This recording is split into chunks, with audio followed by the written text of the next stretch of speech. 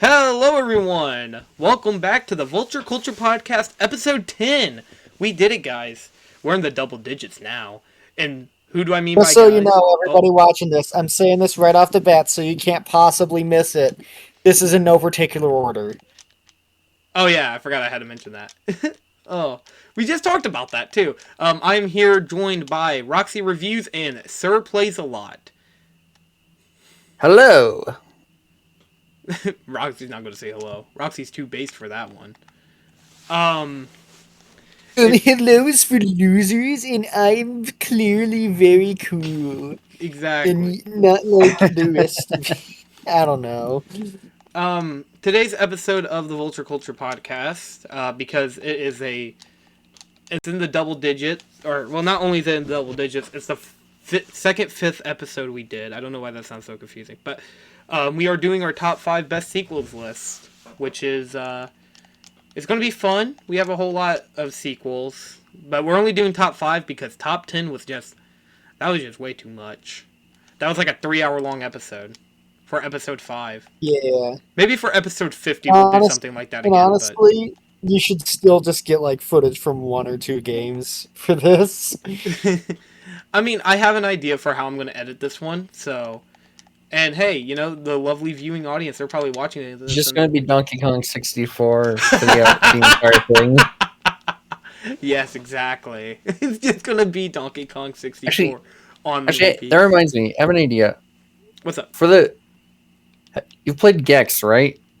Actually, no.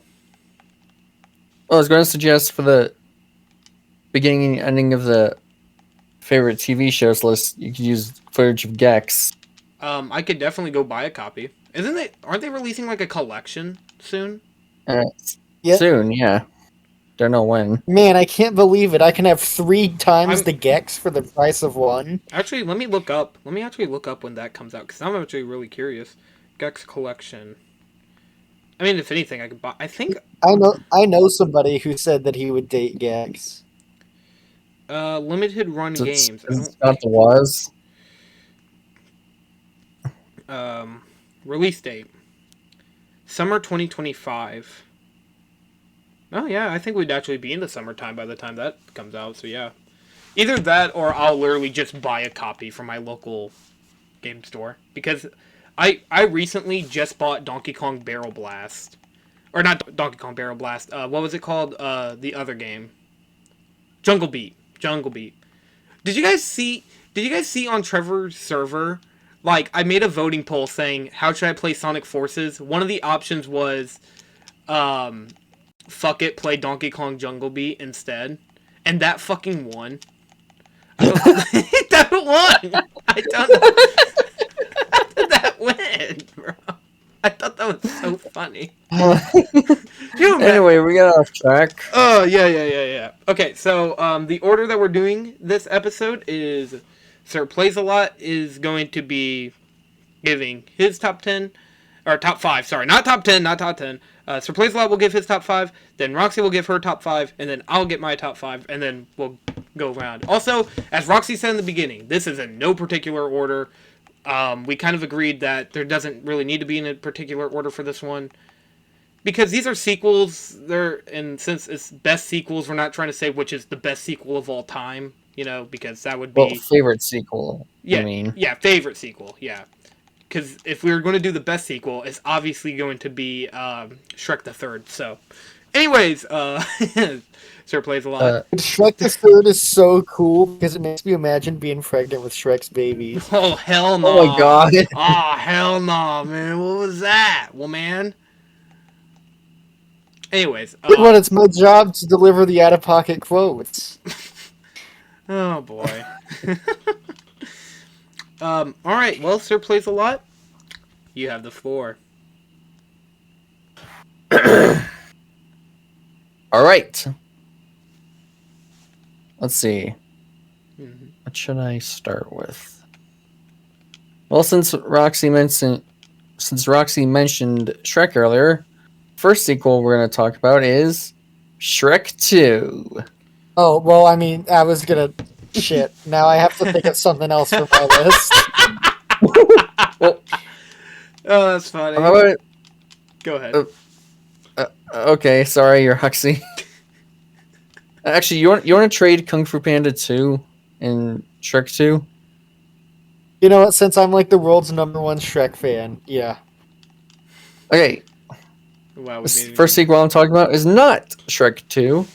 Instead, Kung Fu Panda 2. Woo! Gadoosh. I am Steve. That's all I can think about. Yeah. Go ahead. Why is it on your sequel Well, list? for one, even though some of the action isn't like on par with, say, the bridge or escape scene, it's still pretty great to watch. Like on top of my head, there's chasing the wolf boss through the town, and of course the final battle.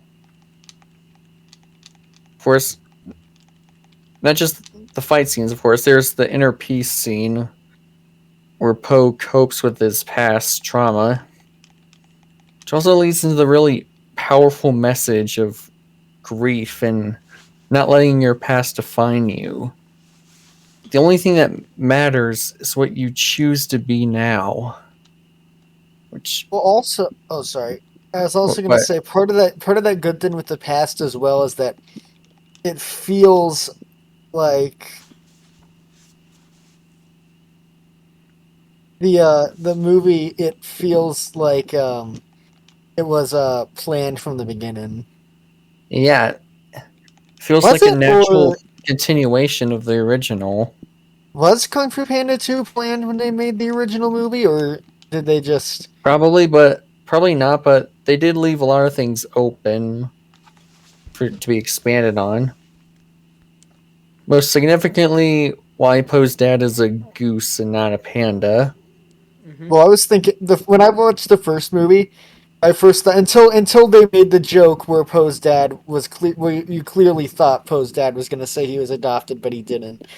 Uh, my my first thought watching the first movie was that it might be like Pokemon logic, where the species is entirely dependent on the mom instead of what the dad is.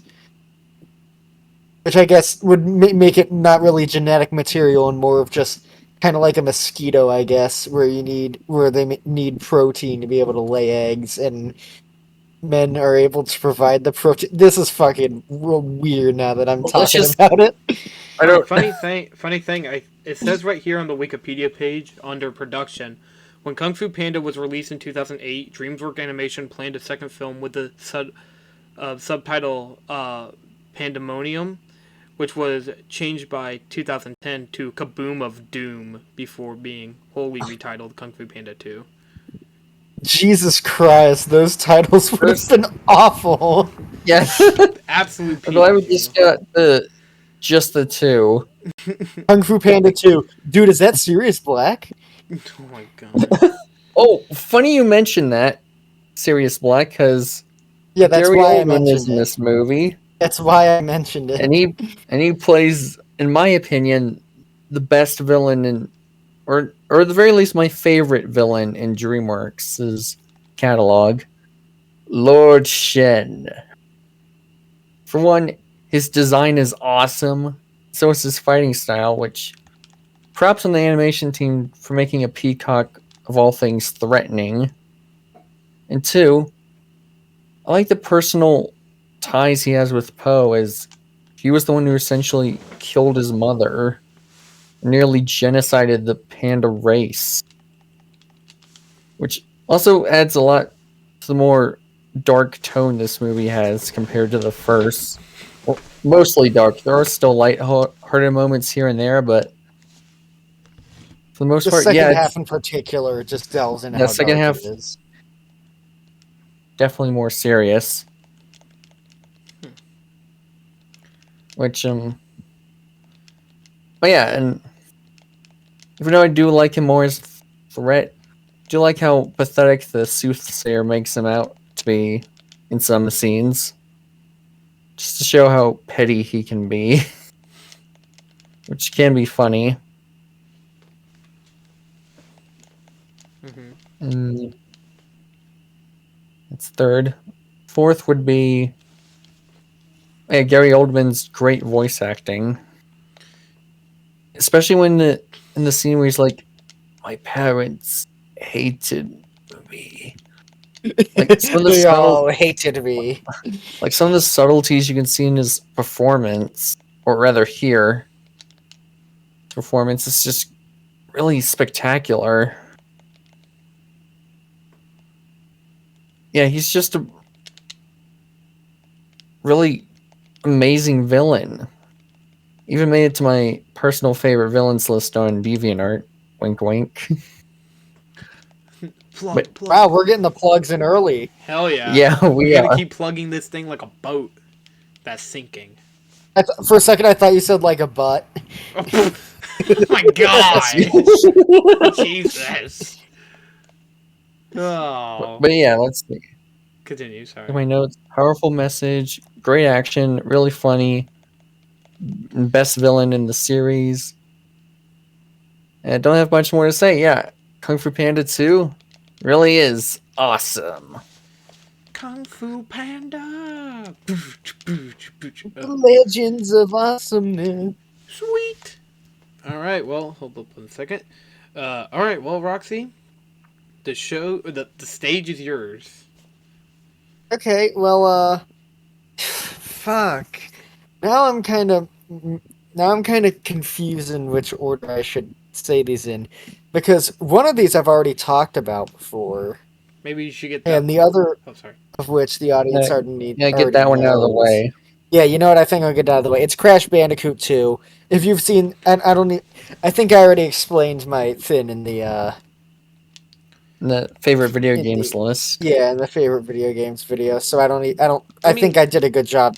I don't have anything to add. So I was just gonna say broad uh, strokes. Just broad strokes for anyone who hasn't watched that video yet. I mean, we could plug and say. okay, well, Oh, sorry, go it ahead. takes everything that the first game does it better, adds a lot more mechanics that are good, gives Crash a better move set, fleshes out the characters more in a fun way. You know, and it allows for like more diverse level themes, which is nice. Sure, it doesn't feel like you're going on a big adventure with a giant map anymore, but I mean, I think that's more than made up for with the different types of environments the warp room allows for. Yeah. Is that all you have to say? The only thing it doesn't improve from the first game is the boss fights, which are still abysmal in Crash 2. But two of them are good, so that's nice. Improvement over the first game. No, I'm kidding. Go ahead. Anything else you want to say about Crash 2? Or Oh, I think it's funny that since they thought that Crash's girlfriend Tana from the first game was like too sexy and like sensual in appearance, they wrote her out of the series by making it so that she left Crash for Pinstripe, and they just added a sister for Crash to have as a female companion instead. true. Um. Well, Which is fine. Coco's a much better character. wasn't Coco But in the first game as well? Like, or was that just a thing they added in No, Insane? that was a thing they added in the remake. Oh, And you okay. know what? She even shows up in a time machine. So Okay. I was just wondering. I guess that makes sense why Coco was just kind of off to the side. I always thought that was a little weird, but I played as Coco throughout most of my run, so I just curious. All right. Well, Roxy, is that all you have to say? uh yeah, Crash 2 is the best game of the original trilogy and the best Crash game all around. Crash 4 would be the best Crash game if it didn't have insane completion requirements. And by the way, I fully completed Crash 4 recently, so I can't even ignore the completion requirements anymore when trying to judge it as a game and saying, oh, well, it's really good, but the completion requirements are bad. No, I've done it. I've fully completed the game. Never fucking do that. It is awful. Huh. All right. um. Okay. Well, on to my list. My number 5 is Danganronpa 2. Goodbye Despair. Easily. Oh my god. is that really I'm how you pronounce so it? How I I always so pronounce it as brain- Danganronpa. There's Danganronpa, and then there's Danganronpa. It doesn't really matter. The characters. God, I'm so sorry. No, it's fine. I heard someone say it Danganronpa, and I thought that was the funniest way how you can say it, so that's why I say it like that. Anyways, so yeah, one of the biggest things about Danganronpa is the characters. I think Danganronpa 2's cast feels way more like in the best way I could put it, Danganronpa 2 feels more like everybody actually likes each other. Meanwhile, Danganronpa 1, it feels like near the end, like when you get to like characters like later in the game, like for example, like Kirigiri and Asahina and Nagito. I almost said Nagito. That's Danganronpa. That's the other Danganronpa. That's Danganronpa 2. And what makes this game Are you better? talking about Danganronpa 2? Yes, I am talking about Danganronpa 2. I'm bringing up like comparing Danganronpa 1 to the first game, or Danganronpa 2 to the first game. It's very much feels like everybody's friends. Like everybody like cares for each other. Aside, a few certain characters like Hiyoko fucking sucks to the extent like I don't want to get into Hiyoko because I think Hiyoko's really annoying. But anyways, what makes Hiyoko later on way more interesting is that she goes through an arc, unlike certain characters, but she dies before that's fully realized. I won't say when. Another bad thing about Danganronpa 2 is Teru, but he's not in the game for very long. I like the setting of Danganronpa 2 versus 1, because 2 is like an open beach versus a fucking disgusting ass schoolyard. Which is just like it's like in FNAF Security Breach, where it's supposed to be like a free roam world, but it feels like one enclosed, trapped building you can never escape from. Yeah, that's how Danganronpa 1 kind of felt, in my opinion. But I can appreciate that Danganronpa 1 was trying to make it way more atmospheric versus trying to make it all sunshines and rainbows, which I like. Danganronpa 2 really makes it feel way more like you're on vacation, and it really fits the whole goodbye despair stuff, because that's kind of how like the game builds up to it. It's goodbye despair, go fuck yourself. Stop saying the word goodbye. Oh, Am I scaring leave you? me alone! Ah, get out of my head! Is there something wrong? Anyways, oh yeah, I know what you're talking about. Never mind. Actually, funny thing. So when are we gonna do the game, Goodbye Volcano High episode? no, funny thing that you bring that up, because Danganronpa is also a visual novel with voice acting. But the gameplay in Danganronpa 2 I find way better than Danganronpa 1. They actually make it feel more like when you're investigating or when you're actually just like in the trials. It feels way more tense and scary versus, oh yeah, this is just a normal Friday for everybody, Because Danganronpa 1, like, this game holds no bars. This game holds back fucking nothing. This game is going to scream at you and show you blood and show you people getting mutilated. It's fucked up. But that's what makes it better. It feels like they didn't have to hold back as much as, say, the first game. Monokuma comes back. He's 12 times funnier. And then V3 adds in the Monokuma Cubs who fucking suck ass. And they are the worst part of that game. Isn't Danganronpa 3 like one of the worst sequels ever? V3 or 3? Because V3, I always have the opinion that V3 is actually good, and that people who hate on it mostly hate on it because of the fucking botched translation over to the United States. Which I think is completely unfair. Whichever one, for reasons I'm not going to explain to the audience, because it would be a spoiler, whichever one Trevor complains about a certain aspect being introduced in all the time. You mean the She-Hulk aspect? Oh, yep. Okay. That game gets completely fared, like is viewed very unfavorably, in my opinion. I know why a lot of people hate it, but one, the creator of the game stated multiple times that it is not decanonizing the events of Danganronpa, at all. And I will just say this for anybody who's like, oh well, I already heard what happened. I'm going to do this real quick. Skip ahead to the timestamp down below to avoid spoilers, it will just be titled "Avoid Spoilers," and then when I'm done, it will. I'll cap off what I have to say. So Danganronpa V3's ending is basically just, oh, well, it was all a TV show. Yeah, the creator of the game stated that that was not true, and that that was supposed to show how much of eternal pain they were having in the Danganronpa headquarters, because they felt like they were always pressured to make another Danganronpa, which led to a lot of people feeling upset and feeling like they would underdeliver on the next Danganronpa game. So that's why at the end they're like, why do we have so much despair, and why do you want to keep seeing people die? They're not real people, but to them they're real people. And just seeing them die over and over, and just keep seeing the whole hope versus despair aspect, all it did was just lead to a lot of like them getting upset about it, because it felt like people were just like, oh, well, what's going to happen this time? It's like, it's just going to repeat over and over, and it felt like they couldn't go above and beyond for that. Okay, I'm going to put this here. Welcome back. Sorry about the spoiler, but I didn't want nobody to get spoiled about it. That's back to the game with Chiaki in it. Yeah, also... the cute gamer girl. Yeah, funny thing, the characters in this game are way better than they were in the first game.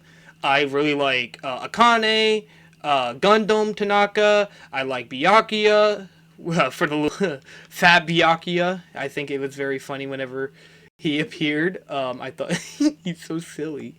Why does he look like that? I love how the characters. I liked Peko. I liked, I can name a few more. Naegi, Hajima, Chiaki. Yes, a lot of people like Chiaki. I get why some people don't. They do kind of force the whole like this character because they're a gamer girl. They're like me for real. But I like them anyways. I think they're interesting. Well, well, I mean, you say that while I'm right here. Yeah, exactly. Everybody like Roxy right now. Anyways, another thing about it was the twist ending is really fucking shocking, and I love it. Again, won't say because of spoiler reasons, but it's really good. I also... It's the Matrix! Actually, I don't know if that's the case. Don't take that as a spoiler. I was making that as a joke. So if that happens to be what it is, I'm sorry. And I don't actually mean it as a spoiler. I really hope that's not actually what it is now. Hold on. I'm going to pause the recording real quick. One other thing I like about Danganronpa 2 that honestly I don't think gets a whole lot more appreciation is I love how the game also feels like it's one big happy family. I brought up how they all feel like friends. The events where you go around and talk to people, like your free time events, is nice. You actually get longer to learn the characters, and you don't have to do a repeat playthrough to understand them. There's also Danganronpa Island, which is more of like... What's the word? Like, you see them kind of just hanging out, and then you go and talk with them, and then like they'll tell you their deep secrets. You can do free time events outside of it. Again, the cast is really nice. Everybody's so cool. This game is so good. There is some things I don't like. I don't like the whole, fan service idea where they have like a character like trip over something and then show, Yeah, aren't the characters teenagers? Yeah, that's the problem. I don't like it at all when they do that. I think it's really gross. That's why I'll never play Ultra Despair Girls. Oh yeah, Ultra Despair Girls. If we were making a top 10 worst sequels list, oh yeah, Ultra Despair Girls would be on mine. I zoned out for a second. What did you just say? I said that if we were making a top 5 worst sequels list, Ultra Despair Girls would be on there. Ultra Despair Girls. But why? I guess you'll have I just to find watched out Trevor's later. playthrough and nothing else. Mine. That's what I did. Or watch mine. I played through it. I was literally... It either works. Funny thing. I was... You know what? Should I just do a prediction then for what Ultra Despair Girls does, and it'll end up being correct because I'm a fucking psychic. Yeah, go ahead. Yes. It's gonna reveal. They're gonna. One of the main characters is gonna be a pedophile. There you go. I don't know. No, that's also Danganronpa too. But okay. What? Well, okay, he's not a pedophile. It's more of he's a complete fucking perv. His name's Teru, and he fucking sucks. I really hate Teru, and he drags down this game. I do like Danganronpa 2 for everything else. I think all the class trials are really good. My only problem is the third trial, but honestly, it's the best third trial out of all the other Danganronpa games. That's really not saying much. Celestia Ludenberg. Oh god, don't remind me. Anyways, so yeah, that How did is... she plan that out so that everything would be perfect? Don't even question it. Don't even question it. Nobody will give you. Why did she even bother with the fucking robot suit? Because all it did is make it clear it wasn't him. Yeah. Oh god. Anyways, that is my number 5. Oh, one more thing I want to add. The music in that game fucking slaps. I'm not gonna lie. I actually have the opening theme song and the title screen song downloaded to my phone. Sorry. All right. Go ahead. Sir Plays a Lot. You're number 4. Even though this is in no particular order. Yep. Let's see. Top of my head. Avengers Infinity War. All right. Caroline, didn't you say that you were considering that as well? Third Avengers movie. Oh, considering putting that on my list, I was considering it, but I decided not to. How funny would it be if you said that, and just every single time Sir Play-A-Lot said something in this video, it was something we already had planned. It's like, fuck, we are going to do that one. Damn it! God damn it, Sir Play-A-Lot! Oh. He's the American spy! I am the villain. He steals your entries. A spy has entered the base. Speaking of... Go ahead. We're on the subject of villains that like to steal things.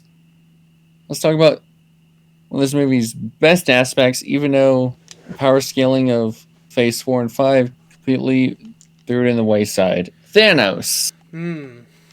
He is epic. Who Sorry. is not in my favorite villains list, but is still a pretty great one nonetheless. Mm-hmm.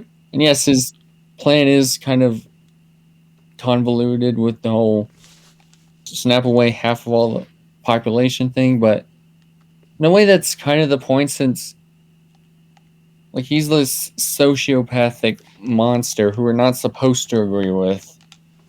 He thinks his incredibly flawed outlook on the universe is correct, and he sees anyone that disagrees with him as a naive child who doesn't know any better. Mm-hmm. You know, I think it's cool though that they made the villain not even a guy who's like evil, quote unquote, per se, but a guy who's like so mathematical and calculating that he ends up doing evil stuff because he thinks it's necessary. I think that's cool. Yeah. Like Yes. His whole entire MO is, I want to snap away half the population. Like, I mean, like, everybody's like, oh, but why doesn't he just duplicate it? And in no way do they make him sympathetic. I mean, they do empathize him with one scene. He's also just directly abusive to his daughters anyway. Yeah, so who cares? I mean, we care because Gamora's a great character, but I was actually going to bring up one thing that I really like about Thanos is the fact that, like, when you see him, like, when he's on his planet, Strange is like, so this is your planet? And he's like, yep. Basically what happened here... beautiful. Yeah. And basically how his entire, I guess, species... I guess that would be the correct way to go, is that they they died because, well, they just couldn't sustain any life on that planet. Which I don't get, like, I mean, it's because they starved to death, because they were running out of resources. And Thanos suggests... Too many mouths to feed, not enough to go around.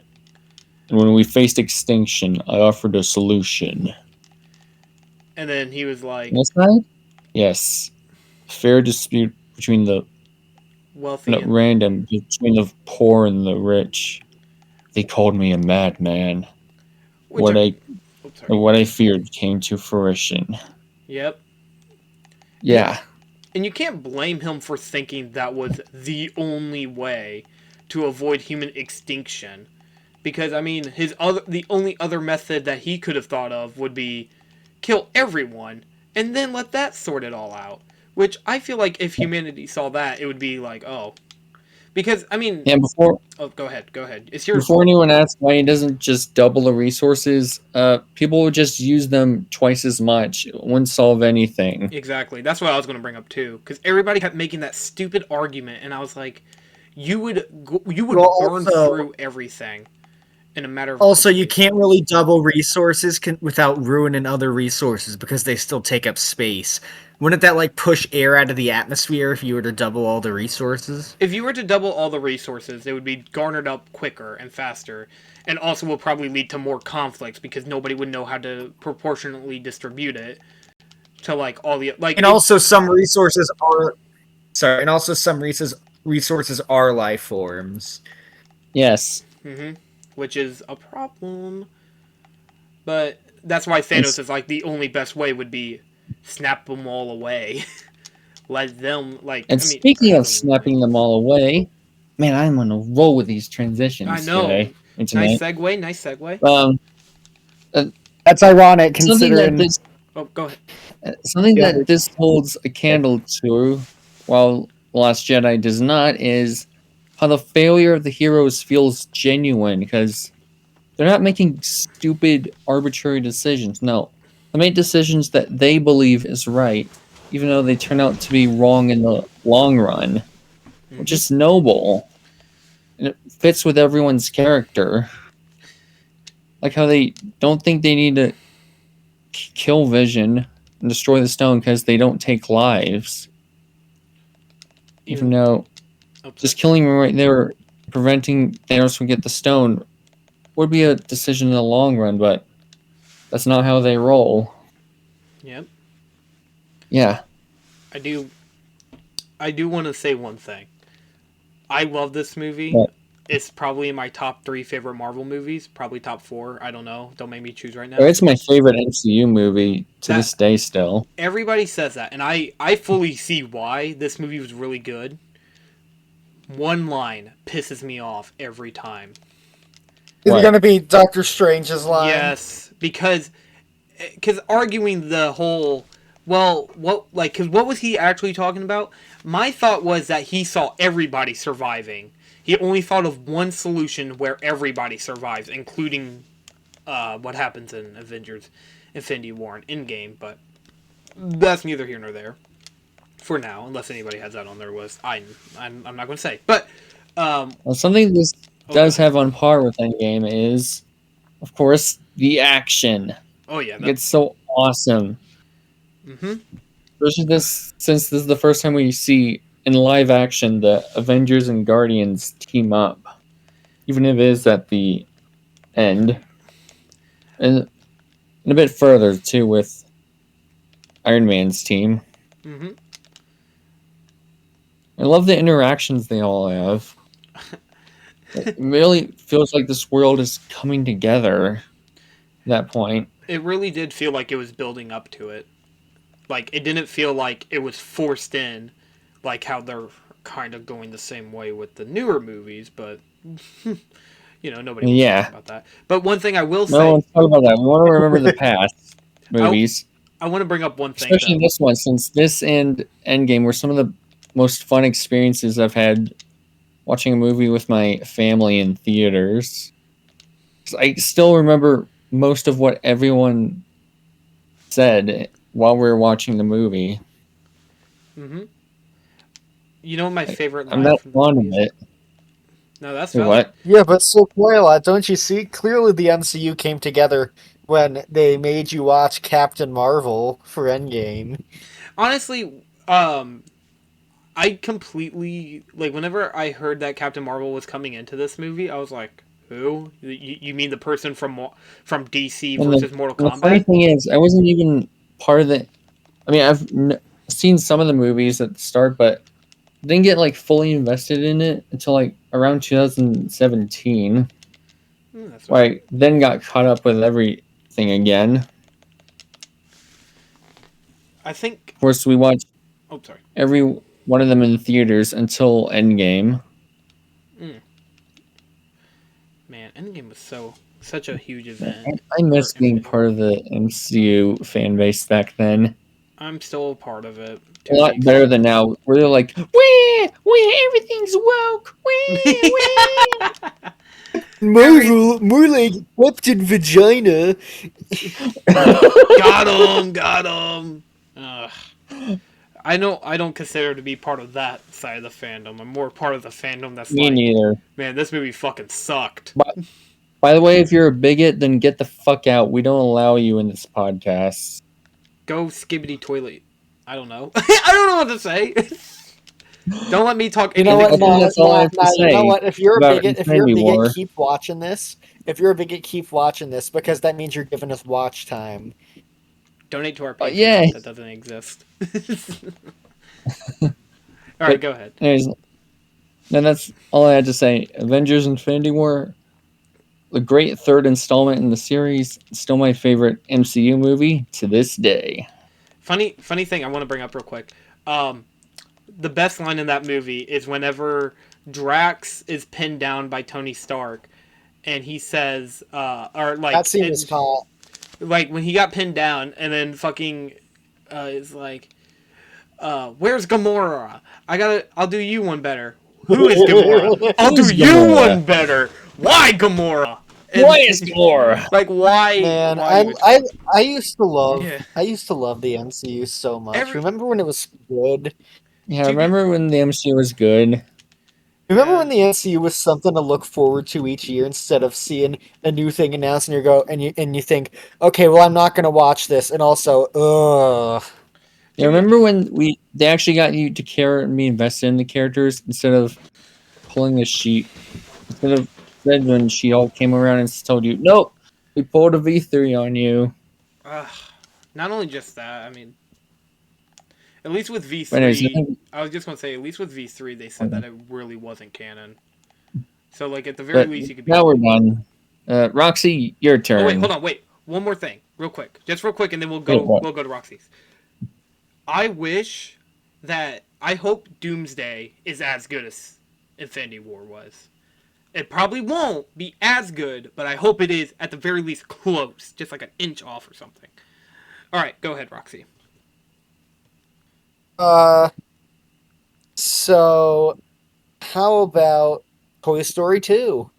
I mean, everybody already knew this one was going to be on it because fucking obviously. Well, I mean, unless they thought that we were going to put Toy Story 3, and God forbid anybody who thought we were going to put Toy Story 4 on this. Oh, what? You're not putting Toy Story 4 on this? Man, why did we even come? It's like, this is bullshit. Why'd you even come? Why Sir, did we even come? sir, I'm not going to lie, I didn't point that out because I thought that even that would be too predictable for me. Okay. Go ahead. So why Toy Story Okay. 4 and not Toy Story The Time Forgot? I said Toy Story 2. Sorry, Toy Story 2 and not Toy Story The Time Forgot. You said Toy Story 4? My bad. No, I fell into the hype. Yeah, I was like, what? Like, who do you think we are? Who do we think we are? Who are we? Anyways, go ahead. What are we, some kind of Toy Story squad? No, what are we? Some kind of mine and craft? Let's Minecraft! Okay, I'm sorry. As you can tell, I Yeah, just so watched the Toy Minecraft Story movie. 2. Toy Story 2 is kind of like Kung Fu Panda. It does what all the best sequels do, and it establishes stuff that already existed in that world, but feels like it was there the entire time. Like Woody's Roundup. Mm-hmm. Which, once again, goes into the whole Western versus science fiction sort of in the first movie setup, and is an homage to. You know what I mean? Mm-hmm. Yeah. And the new characters it introduces are a lot of fun.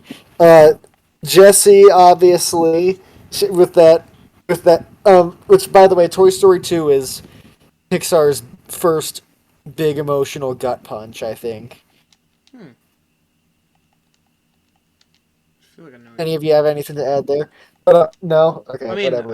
Then there's also I then thought there's it was also cool. I know that. sorry. I do know that, like, you're talking about the "When She Loves Me" sequence, right? Yeah.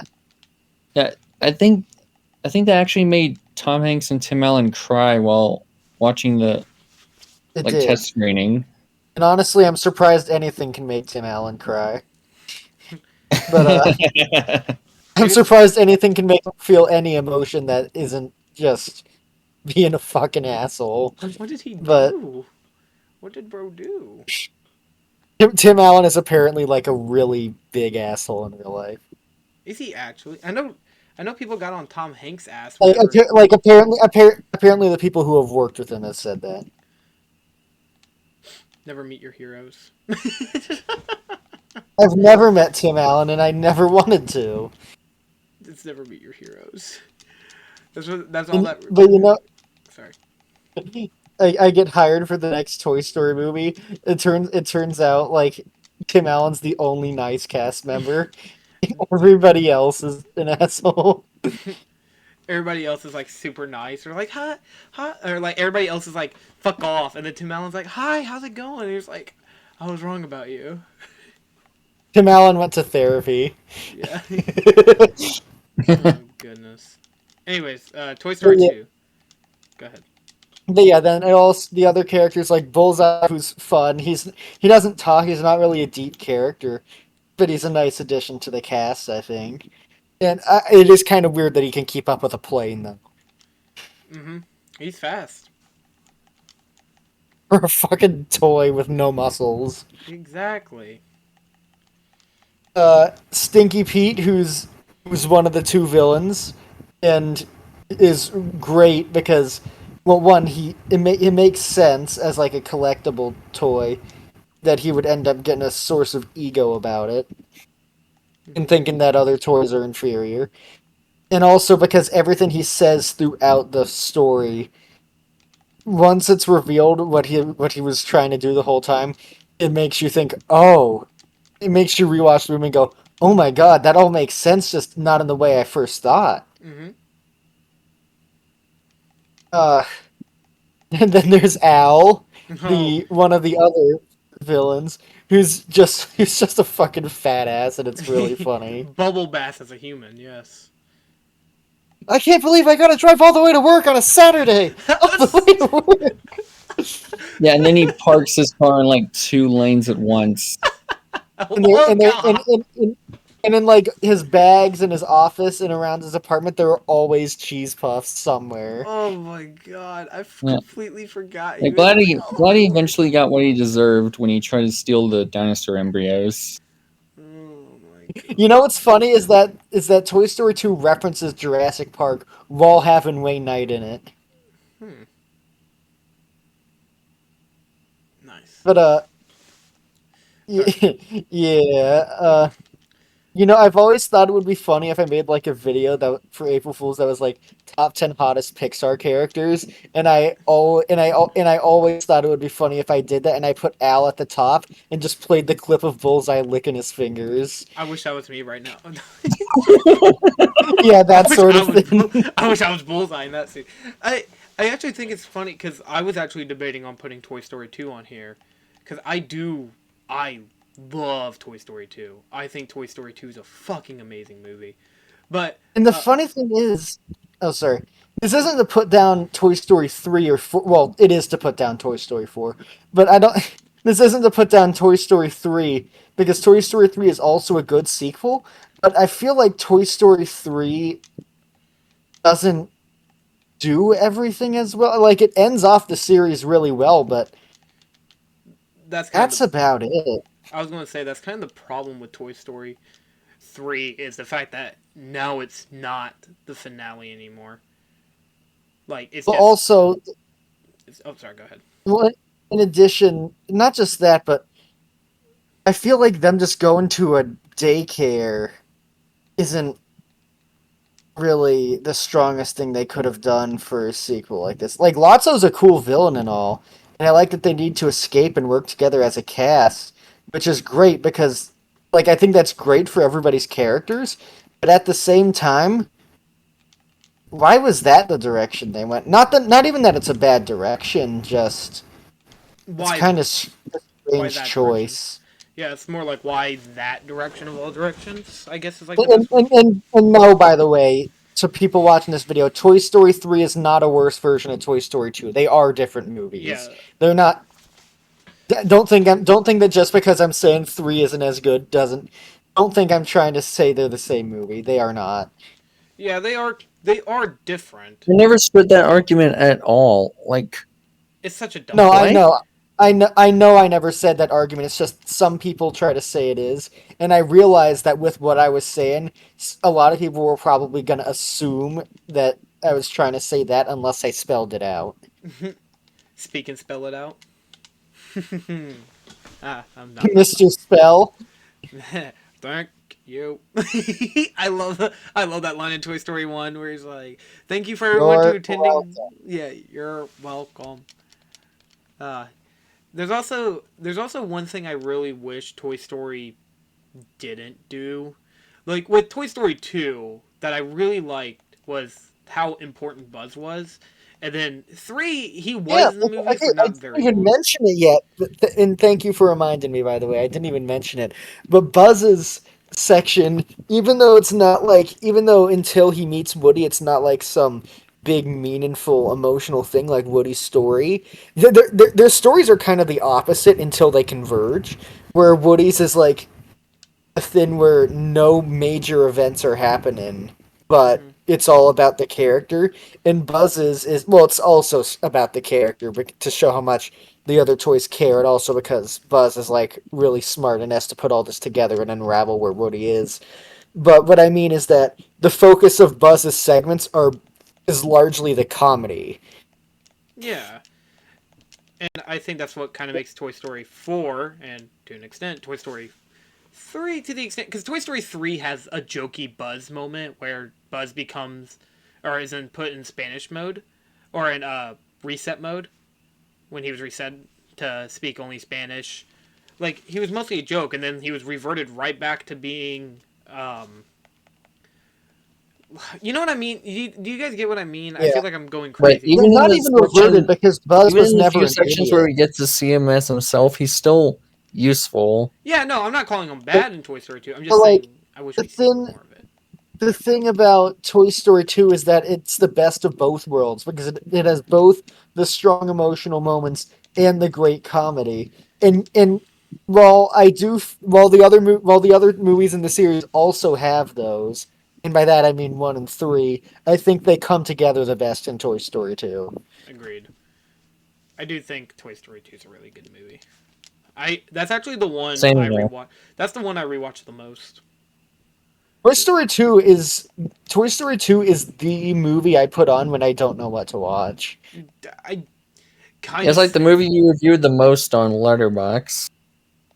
I need to re Yeah, I need to rewatch Toy Yeah, Story I'm 2. pretty sure Toy Story 2 is the movie I reviewed the most on Letterboxd. If not Toy Story 2, it's the original Shrek. Hmm, I see. Well, let me pull up my handy dandy notebook here. Uh, We just got a letter. We just We just got a got a letter. letter. We just We got just a got a letter. letter. I wonder who Wonder it's who from. it's It's like from. some comment where somebody says, actually, Toy Story 2 and 3 okay, are the exact same movie. It's just that 3 is a shitty version of Toy Story 2, and you only like Toy Story 3 because you like Toy Story 2, and you're subconsciously connecting the two. uh, YMS, is that you? okay. YMS. Jesus, I dog on that guy a lot.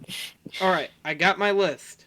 My number 5 on my top 5 best sequels list is Don't X2. you, don't you mean 4? Yeah, number 4. Sorry, X2. I wonder if You mean anyone. Mega Man X2? No, X2 as in. I almost said Mega Man X2 because you fucking brought it up. Damn it, Roxy. No, X2, aka X-Men 2, which was. It's weird to put this on the Oh, list because I know a lot of people dog on X-Men, like from Fox, and they're like, oh, they're all bad. This one is actually really fucking good. So yeah, we're gonna talk about this. I love the characters. They all reprise their roles from the first movie, which is awesome. If I remember correctly, this is the first movie to really introduce like other mutants. The Brotherhood of Mutants come back. Let me do a plot synopsis. It's been a while since I watched this movie. I should have rewatched it, but oh well. Um, we just got a letter. We X2 just got a brought back letter. a lot That of song's just gonna be stuck. My bad. Like basically, like, oh yeah, this was the first movie to introduce Nightcrawler. Nightcrawler's cast perfectly. All the other characters are amazing. They do focus a little bit more on Jean Grey and I believe this is also the movie where Jean Grey died, if I remember correctly. Yeah, Mystique's in this. I believe also, yeah. There's just so much about it. The action's really good. Yeah, Jean Grey. Spoiler alert: Jean Grey dies, which was really sad.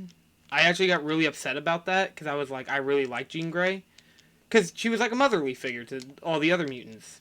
Really nice, really sweet.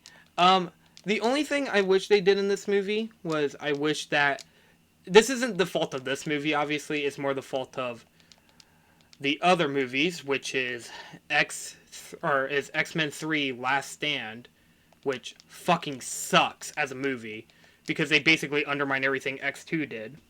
But Behold, yeah, I just realized minor. you just went from one movie with Kelsey Grammer in it to another one. yeah, I do love this movie. I'm gonna rewatch it again. I plan to just binge all the other Actually, X-Men no. movies. The X3 is the one with Kelsey Grammer's Beast. I messed up. Yeah, Kelsey Oh my Grammer. god! Yeah, Kelsey Grammer does a good job as Beast, and I just kind of wish that they made the rest of the movies. He was in X2 instead of 3. Yeah, I do love Yeah. I do love me some X2. I know I'm not really bringing up a whole lot. It's been a while since I watched it, but I want to put it on the list because everybody keeps dogging on the X-Men movies, and I'm just kind of getting real sick and tired of it. Because, like, yes, they're not perfect. Yes, they say yellow spandex when they're talking about their costumes. Like, what do you expect? Yellow spandex? Yes, I get it. They were not perfect. But X2 is actually really fucking good. So, if anybody has a problem with that, that's perfectly reasonable. Put your reasons why you don't like it down in the comments below. Ha! Psych, bitch! You just gave us more attention! Dumbass! Loser! Okay, sorry. Just I turned into like a complete 3-year-old there for a second. But yeah, X2's on my list. I don't have much else to say. It's really good. Also, Fantastic Four, the 2005 movie, is also really good. All right, Roxy, go right ahead. Wait a oh my god, Yeah, you that's know what? I my just turn realized next. What? the perfect thing about you talking about X-Men 2 is that 2 of the people in this chat are exactly that.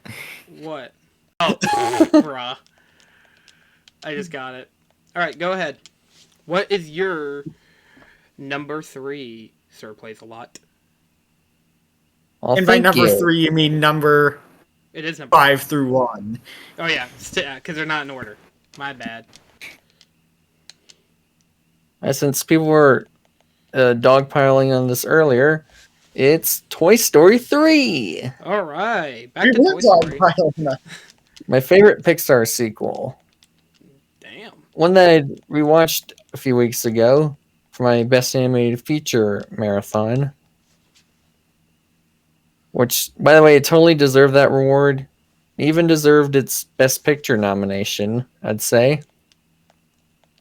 Agreed. It's incredible. You could even say it's fantastic. Say that again. It's fantastic. I'm sorry. Say that again. Yeah, it's fantastic. I've just got to say Wait, fantastic. you Okay, see, okay. it's fan 4 sticks, so it must be the 4th movie.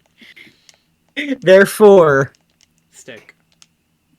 Anyways, gotta- Go ahead. Go ahead. speaking of 4, while the god-awful piece of shit 4th movie nullifies this being the finale, I still say the ending still works. Mm-hmm. Like, whether you want to look at it as... Because we could just choose to have the 4th movie not be canon. What do you mean? Don't you see the sadness in Woody's face as he sees Andy drive away, and his one true chance at happiness is ripped away from him? No. No. What I see is the smile on his face and him being like, "So long, partner." Woody, you stupid? Don't you recognize that Woody is loyalty is Woody's biggest character flaw? Josh Cooley, is that you? Yeah, I'm actually Josh Cooley. Say hi to Josh Cooley, everybody in the comments. I'm right here. I'm him. You're literally him. Okay, sorry. Go ahead. You're gonna have to start calling me Joshy Reviews. Joshy Reviews. Oh no. Hi, Joshy Reviews. How's it going? Hi, Joshy. Glad you redeemed yourself from making Transformers 1. Wait, did he? But anyways, not Transformers. We're not talking about Transformers. We're talking about Toy Story 3, which, A good yeah, movie. ending that still works, and kind of like some of the more darker elements, like whether it be Lotso and his like twisted maniacal views and how he shaped the daycare to being rigged system, where he's pretty much on, as Kenzo would say it, he made us into a pyramid and he put himself on top. Mm-hmm. Dude, Ken is my second favorite politician behind Bernie Sanders. What? The second favorite politician, right behind Bernie Sanders. Anyways, I want to see someone make that on the tier The- list. of course, there's the dumpster scene, which, yeah, everyone loves to talk about it, and it's not overhyped. It's amazing to watch still, and even gripping when I rewatched it. You see, Also, he like- said it was gripping because Lotso grips Woody's ankle. He does. He Yeah. hurts Woody. I can't- Also, because you ragged on this earlier, but it kind of matches well with like it being mostly set in daycare earlier, because it symbolizes like the beginning of a toy's life, like being played with by a kid, only to the last third act to be like the end of a toy's life, like in the dumpster and trash compactor, I'm trying to remember. which I think, which actually didn't came out of that till now, while you were talking about 3 earlier. Like that's not even in my notes. Like I just thought it was pretty cool. Anyway, I also like how it continues the message, like, Mhm. and adds on to it from the first 3. Like, even though what you're right, I can't stop Andy from growing up. I wouldn't miss it for the world. still Turns out he didn't miss it. Now that his quest with Andy is complete, it's time to move on to a new kid. Because what really matters now is that toys are a family now. They stay together. Stay together. Stay Oh yeah, I thought that together. was kinda we weird. all like turn our head and look directly at Toy Story 4 like stay together. Did you hear that? Also rewatched that one, and that genuinely still pisses me off. I just Even want to mention now removing that you've oh sorry. Removing Trevor's influence, my thoughts from it still pisses me off, even in isolation. Bro, Trevor 1984'd you. Why in 1984? Why so Pretty much, many they actually do political- make a reference to that commercial in Inside Out 2, I do. where they throw You know the what's chair at. funny? When Toy Anxiety Story 4 was brain. first coming out, Yeah. Mhm. What were you gonna say? Roxy? sorry. When Toy Story 4 was first coming out and I saw like people saying it was awful, my first thought was, I mean, it didn't need to exist, but surely it's not that bad. And then I watched it. Toy Story 4? Yeah. The only thing is, I didn't realize how bad it was when it first came out. Only Toy saw Trevor and Jordan Newitt's videos on it. I will. I was like, oh, this is so much worse than I ever could have imagined. Like, when- oh, Jesus. I remember when Toy Story 3 was like a new movie in theaters, we watched it. And that scene where they were about to die in the trash compactor, my first initial thought was there's no way this is actually happening. I'm dreaming right now. They're actually going to kill the toys. This is a nightmare. They're just going to kill them off. Oh my god, could you even imagine if Toy Story 3 ended with Woody waking up and it was all a dream? Oh my god. Whatever Toy Story 5 has in store. Like, everybody keeps saying they're like, oh, I just wanted to go back to Toy Story 5. Or, I want Toy Story 5 to start off with, like, nullifying the entire ending of Toy Story 4, and I'm like, I don't think that's entirely needed. Not really. Oh They have to yeah. earn their way out of the hole they dug themselves in. Yeah, I do You know- love Toy Story you know- 3 though. It's so sorry. good because that's what we're talking I about. want to same here. Oh, go ahead. One last thing I want to mention. Since Oh, okay. What do you want to say, Roxy? I want to mention that's. Can you hear that? A little. Mention but what? You're good.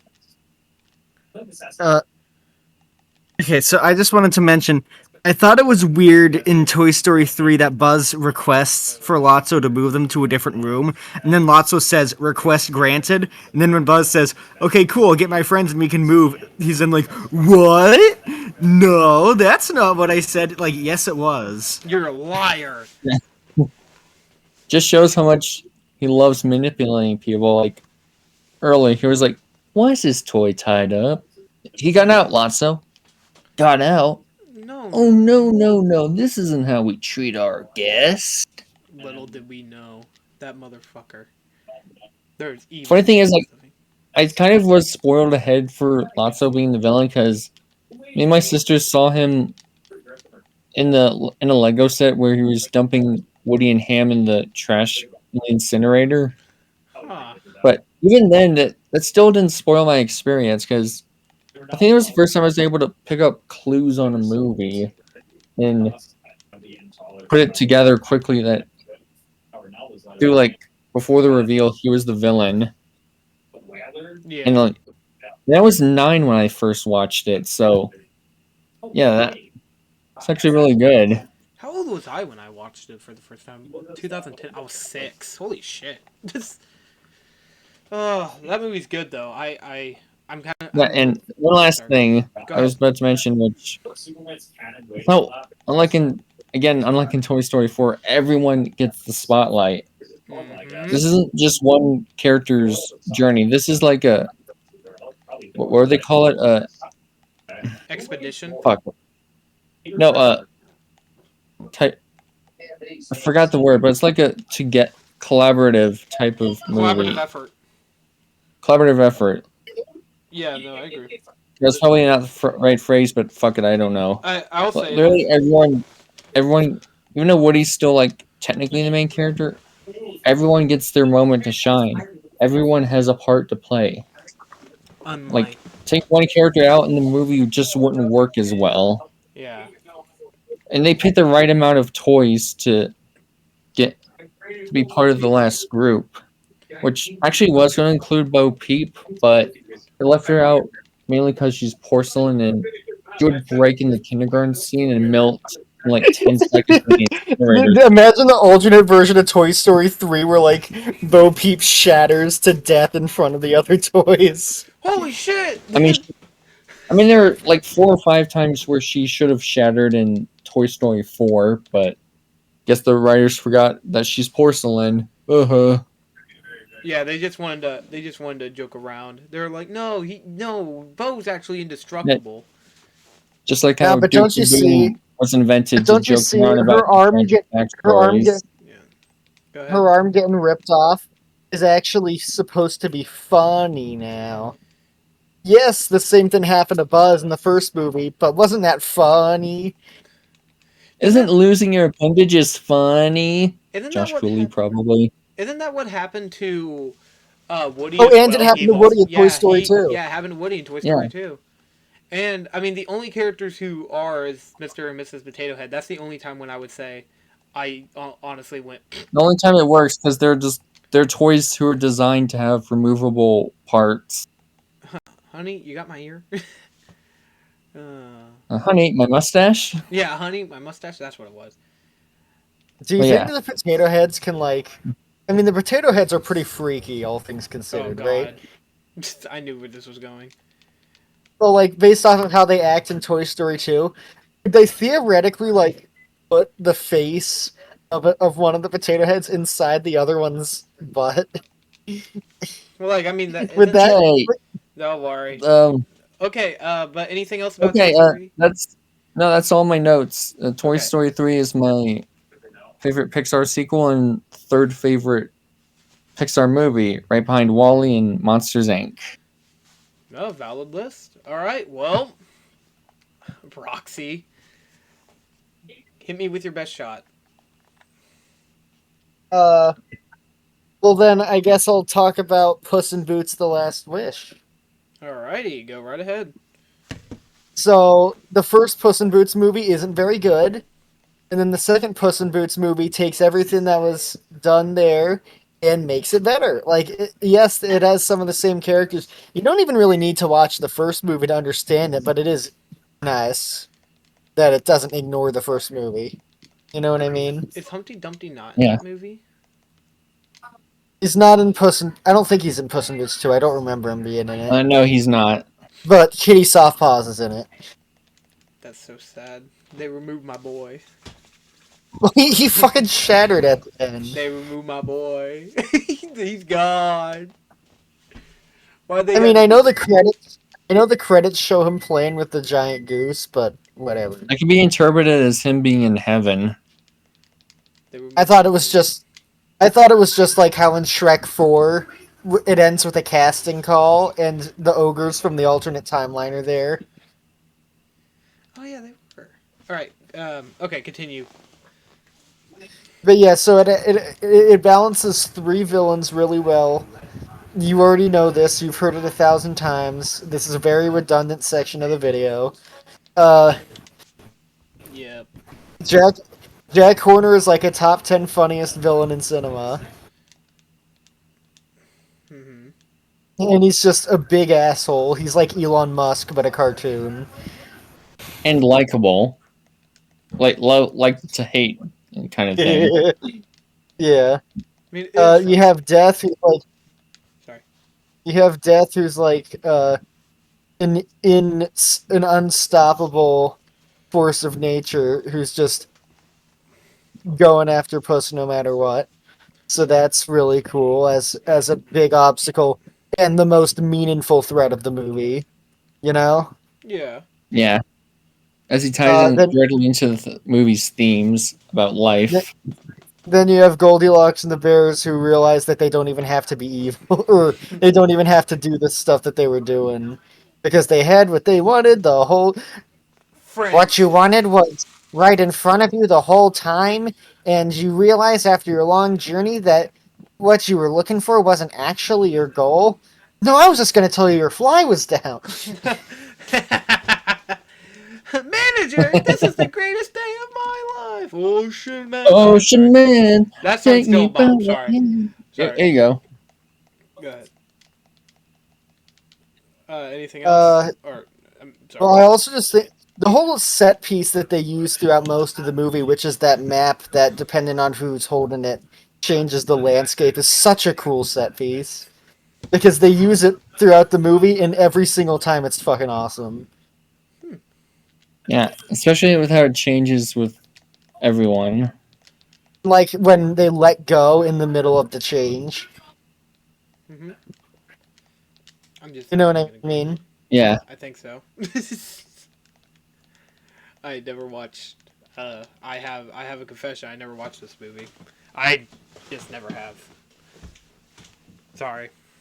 Okay. I mean that's fine. I'm not gonna be like, you haven't watched Puss in Boots 2? I pull out a fucking rocket launcher. That's a gun. Don't do it. I just haven't watched it. I want to, kinda. I think. I don't know. Anyways, continue if you have anything else you want to say. Uh you should watch it. That's what people keep saying. But I'm like, I don't know yet. I mean, I guess if I watched the Minecraft movie, it wouldn't fucking kill me to watch Puss in Boots: The Last Wish. Like, I mean, come on. But then again, it doesn't have chicken jockey. Okay, I'm sorry. Continue, Roxy, if you have anything else you want to say. I'm sorry for interrupting so much. No, I'm usually the one who ends up doing that by accident, but you know. Anything else? Or are we ready to... Uh,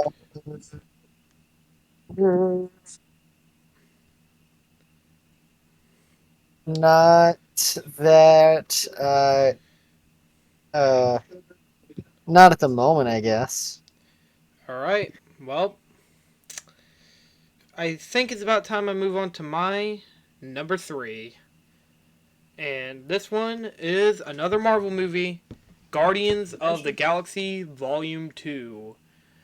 Um, If you had said Volume 3, I would have exploded. you don't like Volume 3? That's shocking. No, I mean I should watch it again, but when I did watch it, I didn't like it. That's very shocking. But That's yeah, why I said I need to watch it again. but yeah, Guardians of the Galaxy Volume 2. This movie's really fucking good. Unlike a certain other movie that I don't really want to get into, um, a sequel, like most Marvel sequels, I'll be honest with you, most Marvel sequels aren't all that good. Iron Man 2 is Iron. very What you mean? good. What you mean? You mean you don't like Iron Man 2, the movie where Tony Stark met Hitler? No, not just that. It's also the fact I just think that other than Iron Man 2, Iron Man 3 just completely makes fun of everything that people loved about the original Iron Man comics by having the main villain be a fucking joke, even though he's supposed to be Tony Stark's main fucking rival. But whatever. Nobody cares The about the Mandarin. Mandarin? Yes. And the comments, he's a fucking he has the 10 rings. And no, Shang-Chi doesn't make it any better. That's a completely different person. And also, Iron Man was dead, so cool. They introduced a villain for a corpse. Awesome.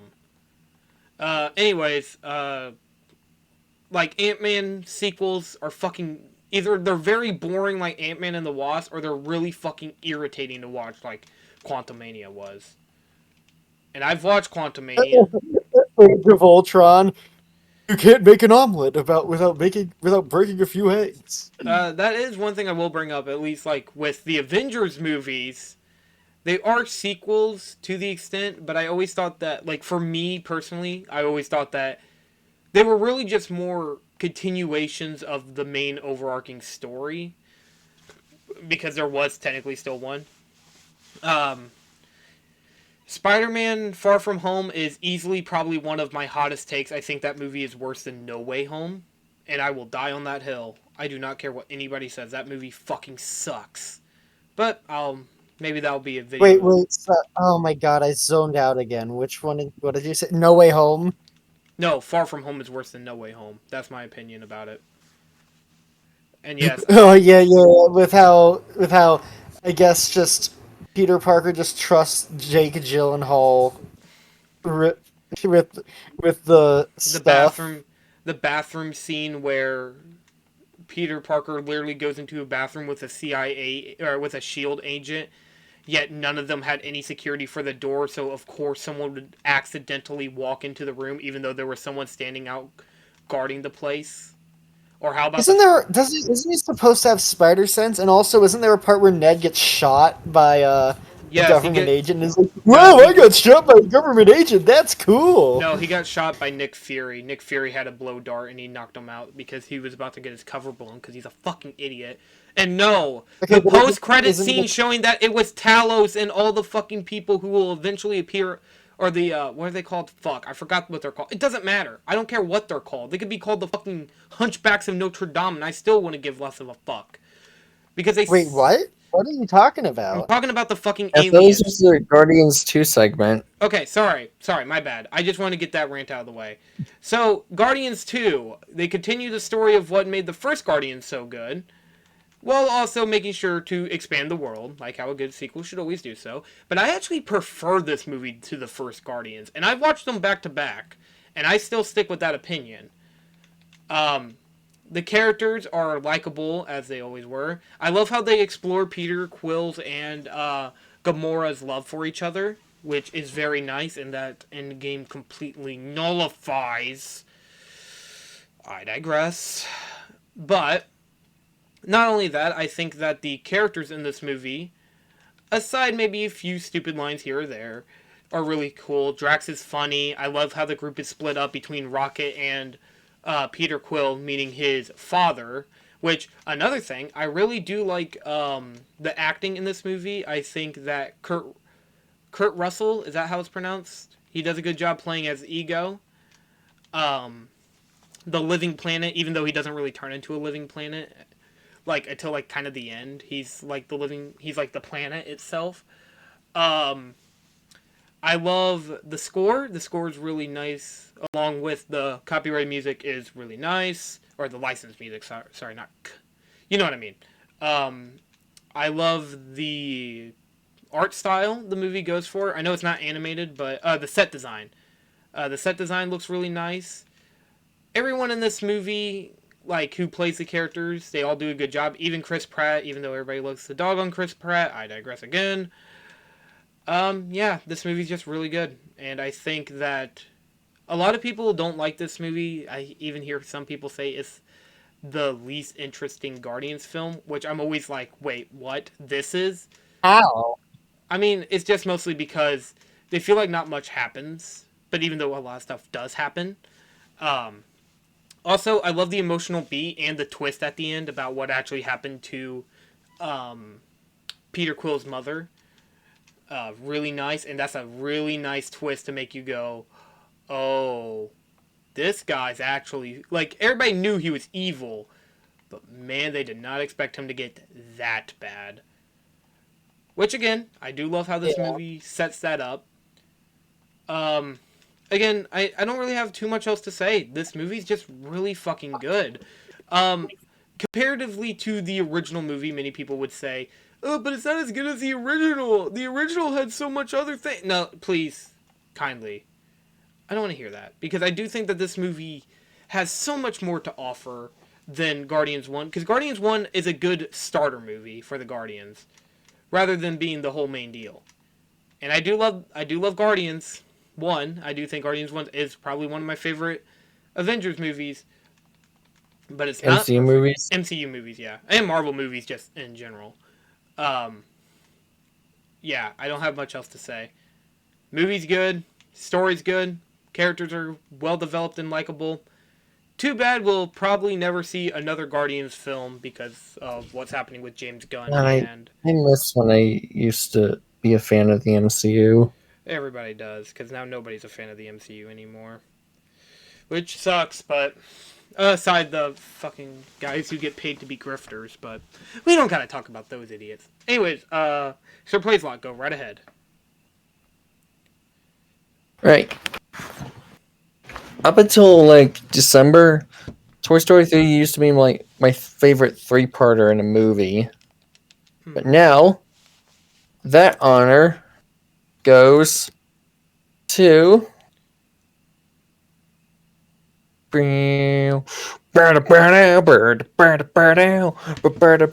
Sonic the Hedgehog 3. Hee hee. The game or the movie? Yes. The movie, of course. Oh, okay. I was just wondering. Go ahead. Anyways, yes. Sonic 3, which is really awesome. Some great action with it being build up. The first one, Mm-hmm. we now have not just Sonic, but Tails, Knuckles, and Shadow as part of the movie universe. And with Amy, spoilers, soon to come. I also need to get on that movie. We have things built up from the first movie. I like how it expands on the. I mean, this movie's primary message is about teamwork. I think it expands on the themes of like found family and friendship. Because just like before, each Shadow is a reflection of.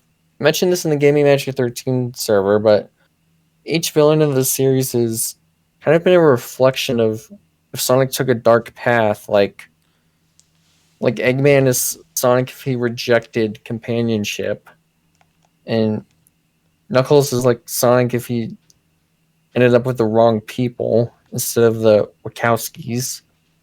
Yeah. And Shadow is like Sonic if he had basically no one to turn to. Hmm. Because even Gerald doesn't actually give a shit about him. Just wants to, even though they both want to avenge Maria. Which, yes, their backstory, while their backstory and death scene is a bit like toned down compared to the game, I say it still works, especially since it actually feels like Maria's. I haven't played Shadow Generations, but it actually felt like Maria was the real character here, and not some inspirational voice box. Which, yeah, Toy yeah. Story 4 reference. Hmm. Oh, Toy Story 4. Ooh. Sorry, go ahead. It's the boogeyman! It's the boogeyman! Everybody starts screaming. Okay, go ahead. Sorry. yeah, because we for Maria we get to see while everyone is hinted to be afraid of Shadow, she she looks at him like, Mr. Grumpy. Well, and through no words, we see that she's not afraid of him. He even draws a cute little bunny face. Hmm. And of course, we get a cute montage of them hanging out in the lab, like being all goofy. And that speech at the end where she's like, "This is your home." The only drawback is that we should get like one more scene of them hang out together before her death. But that's like the only major problem I have with it. Doesn't this movie take inspiration from Sonic? Uh, what was it? Sonic Adventure 2? Yeah, albeit a loose adaptation. Okay, I was just Like I wondering. said, the Marius death scene is heavily toned down compared to the games. There are elements that are changed a bit, like the moon being cut in half is played off more as a joke rather than a big thing that raises the stakes. Which the Bio Lizard isn't really a character; it makes appearance in like a Godzilla type movie that they watch in the lab. Which, Oh, hey, it's a cute reference. all right. Yeah, which I like. Which I like the Sonic movies better than the Mario movie, mainly because for one, they actually have substance, and two, they when they do have references, they are like more scattered, just like the elements from the game that eventually build up. You're Not breaking like my not heart. saying Mario has to do the same as Sonic, but one's clearly working better than the other. You're breaking my Whereas heart. back to Sonic, You're breaking my heart. All right, continue. Sorry. so look at my notes. Yeah, it's real. I know some people might disagree with me, especially on this, but I'd say this is the funniest of the Sonic movies. Hmm. Like, I laughed in the theater more times here than any of the others. Well, that's Yes, even at the Detective Pikachu bit, because I love Detective Pikachu. have yet to play through Detective Pikachu. No, no, but I love the movie. No, I'm saying I haven't. I I kind of don't care to play through Detective Pikachu. It's one of But those. Roxy, what do you mean by Last Crusade? What? Roxy typed in the chat Last Crusade. What do you mean by that? What do you mean by Oh, you that? fucking spoiled it. I had to write down another thing on the list because Oh, okay. because we thought of the same thing. You No, don't know? put it in the Oh, okay. chat. Anyways. I did it so I wouldn't forget. Oh, okay. Okay. Now the two things I'm gonna talk about are already spoiled It's all right. for the What, entire Shrek 2 and remainder of Sonic the 3? video.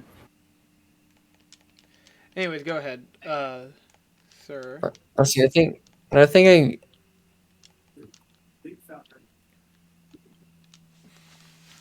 oh, yeah, and I screamed at the post-credits scene, of course. Because it was Amy, Like, right? Amy? Ooh! Like that. Oh my gosh, Like, it's Amy.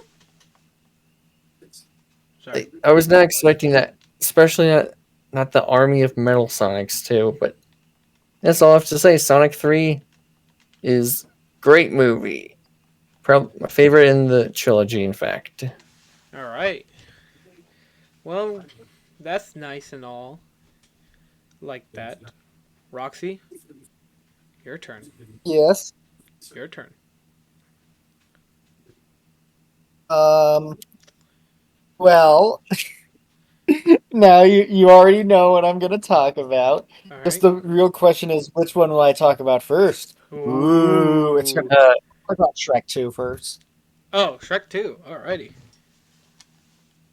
So Shrek 2 is. I feel like I have nothing to add to this conversation about Shrek 2. I feel like we're already going to be doing an episode on that on Shrek 2 very soon. Yeah, It's happening very damn. soon here. Damn, we really need to stop doing special episodes about topics that are gonna end up forcing me to talk about something are gonna talk about soon anyway. Hey, it makes it even better, and I feel like the audience love it, right, guys? No, stop doing it. See, they love it. You have any? Why is everybody hating this? We spent $2 million or like $2 million on this. Oh goodness. Anyways, do you, Hello, I'm sorry. do you have anything else you want to add about Shrek 2, or do you just want to kind of go bullet points? You, if you've seen everybody already knows why Shrek 2 is the perfect sequel. But it's number 2. Well, then again, this is no in particular order. My bad. This is in no particular order. That's what I realized. Alrighty. Well, I guess if you don't have anything you really want to say, I guess I could take my hand. Yeah, you know, one of you guys want to take this over for me? Well, I mean, I No, just no, want. I gave this to you as a trade for Kung Fu Panda 2. Because I knew you would have more to say, you being the mega Shrek fan you are. Exactly. Yeah, okay, you know what? I guess I kind of do have to, don't I? Yes. Uh, okay, so Shrek 2. Shrek 2 fleshes out Shrek and Fiona as a couple really nicely, I think. Mm-hmm. You know, like, in the first movie, their relationship is good, but in Shrek 2, I really dig it. Like Dig Dug. It- Come on, everybody! Take a chance! We're going underground to do the Dig Dug dance! I still can't believe that's a I real can't song. believe I can't believe that's an actual ad. It's amazing. Some may say it's. It's fantastic. I fuck. I was Say hoping that that like again? we just cut from there and just like never say it. Anyways, all right. Well, if you don't have anything else you want to say about Shrek, I guess we can move on to mine. Oh, sorry. Shrek 2 has like the perfect villain. Where the point where even though it's not explicitly stated out, Fairy Godmother feels like she existed since the beginning Mm-hmm. of the series. You know what I And she mean? has one of the best Because song covers even though ever. it's not explicitly stated, it is implied that she was the person who cursed Fiona in the first place, and the whole plan was to get was for her to make a deal where Prince Charming for her to stage Prince Charming rescuing Fiona, so then her son would marry into the throne. Hmm. You know what I Interesting. mean? Yeah. Yeah. Interesting. Interesting. Interesting. Well. I think that's so cool. And yeah, the villains in Shrek 2 are better than Lord Farquaad, which isn't to say Lord Farquaad's a bad villain, but the villains in Shrek 2 are much more involved. They actually have an effect on the plot. Well, Like, Lord Farquaad did as well, but that's kind of all he did. yeah, I mean, he wasn't playing 3D chess, you know. He was playing checkers against Fairy 3D chess. Godmother felt like an actual threat. Yeah. Um, I don't know if we have anything else we want to say, or because I Holding think. out for a hero. Oh, they have Amazing a skill. It's so cool that they made J.K. Rowling the villain of a Shrek movie. crazy. What? All right. Well, What? Oh, yeah, it's because the whole line of the whole. And what does he find? Some gender confused wolf. Yeah. Well, Oh my god, it's J.K. Rowling. That's everybody so get out cool of that here. she dies at the end of the movie. Oh boy. Well, anything else? No. Well then. I'm sorry. Uh, okay, well, do you actually have anything else you want to say, Roxy, before I kick the bucket? As in I die? You're gonna die? Probably. Anyways. But before that, before I die, I guess we Okay, could... you know what? You know what? If you need any more details about how Shrek 2 is the perfect sequel, either wait until we do a video on it, or watch Shay Frilla's video because that talks about it pretty well. Yeah. Well, speaking of a video Shay Frillis talked about, my number 2 best sequel is Better Call Saul, the TV show. It's the technical sequel to... It's not the technical sequel. It is the sequel to the TV show Breaking Bad. It's a prequel What about slash... Slippin' Jimmy? Fuck Slipping Jimmy. That show is not canon. And it will never be canon. They actually decanonize a lot of the things that actually happen in Better Call Saul and later entries. Because fuck you. Or not later entries. Because the series is basically it's El Camino, Better Call Saul, and Breaking Bad. That's the series. They don't have anything else planned, and I don't want them to have anything else planned because Better Call Saul ends the series perfectly. I don't want to spoil it because luckily I wasn't spoiled on anything before watching both Breaking Bad and Better Call Saul, aside the ending of Breaking Bad, which I didn't mind because it still hit me pretty hard at the end. Just tomorrow, there's an announcement where it's like, "Oh my God, guys, it's Jesse's big movie." If they make a sequel to El Camino, I don't know what they could do. That would be very shocking if they do that. But I digress. Better Call Saul basically is a prequel slash sequel series. It kind of flip flops back and forth. The style that they do for this for the show is really good. They actually do a really good job with managing like camera shots. It looks really nice. The acting, my God, the acting. They do a really good job. I need to get in contact with their fucking coach. Because, Jesus, man, they do a good job with it. The story is, of course, very interesting. It's Vince Gilligan. You're going to get a good story with him. And I'm really wondering what he's going to do with the next show that he's working on. Because he is working on another show. I mean, I'm not super interested. I just know that he's working on it. So maybe I'll give it a shot. But yeah, it's a really good...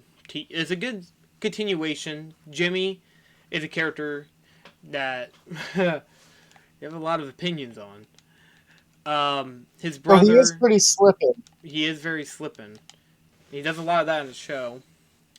All the other characters, Laszlo's a good villain. He is a villain that appears in the show kind of a little bit later on. Seeing where Mike and Gus got their start meeting with each other and everything was really cool. Seeing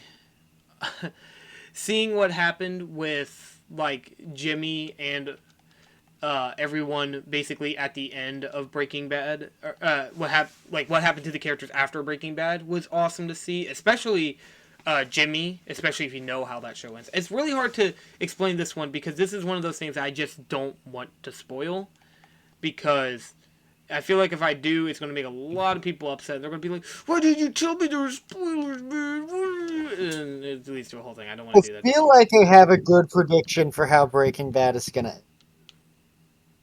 Well, I mean, Well, I haven't seen it, so don't spoil. No spoilers. I mean, to be fair, I've only seen the first 2 seasons. Well, And by the way, I hate the way season 2 ends.